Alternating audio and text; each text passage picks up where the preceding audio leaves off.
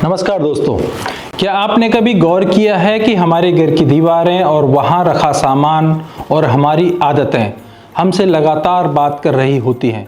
वास्तु के अनुसार घर की हर वस्तु या तो हमें ऊर्जा देती है या फिर धीमे धीमे हमारी ऊर्जा को सोख लेती है। आज मैं इसी विषय पर आपसे बात करना चाहता हूँ कि कैसे बहुत छोटे छोटे बदलाव आपके घर की वाइब्स को पूरी तरीके से बदल सकते हैं। सबसे पहले बात करते हैं ऊर्जा के रिसाव की। कई बार हमें समझ ही नहीं आता कि घर में बेचैनी, तनाव, आपसी खटास क्यों बनी रहती है। इसकी एक सबसे बड़ी वजह होती है ऊर्जा का लगातार बाहर निकलना। टॉयलेट का दरवाज़ा हमेशा बंद रखना चाहिए और इसके उपयोग के बाद कमोड को ढककर रखना भी एक महत्वपूर्ण आदत है, क्योंकि वास्तु में इसे नकारात्मक ऊर्जा का बहुत बड़ा सोर्स माना गया है। इसी तरह अलमारी में कपड़े निकालने के बाद अलमारी को तुरंत बंद कर देना चाहिए या किताबें निकालने के बाद, कॉपियाँ पढ़ने के बाद उनको खुला छोड़ देना भी ऊर्जा को असंतुलित करता है। खुली अलमारी मानसिक अस्थिरता को संकेत की तरफ लेके जाती है और खुली किताबें एकाग्रता को कमज़ोर करती हैं। छोटी सी बात है लेकिन असर बहुत गहरा होता है। अब बात करते हैं रसोई की, क्योंकि रसोई घर को ऊर्जा का केंद्र माना जाता है। खाना बनाने के बाद हमेशा उसे ढककर रखना चाहिए। खुला भोजन न सिर्फ अपनी पौष्टिकता को खोता है बल्कि सकारात्मक ऊर्जा भी धीमे धीमे कम होने लगती है।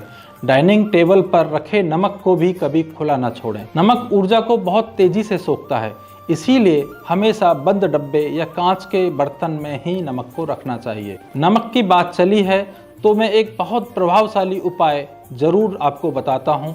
हफ्ते में 2 बार घर में पोंछा लगाते समय पानी में समुद्री नमक, सी सॉल्ट मिलाइए।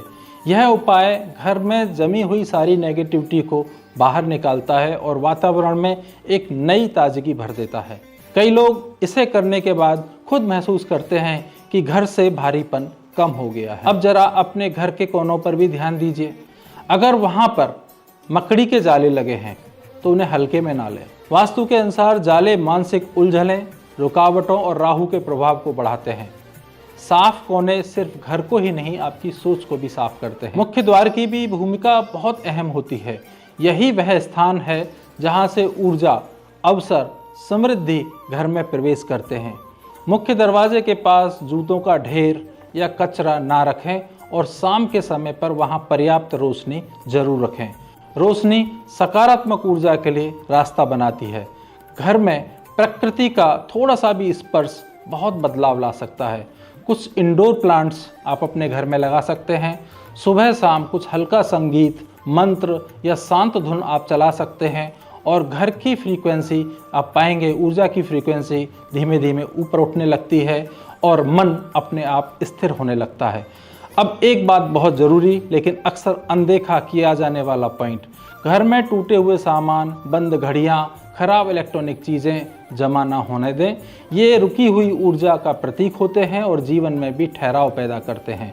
जो उपयोग में नहीं है उसे सम्मान के साथ घर से बाहर जाने दीजिए।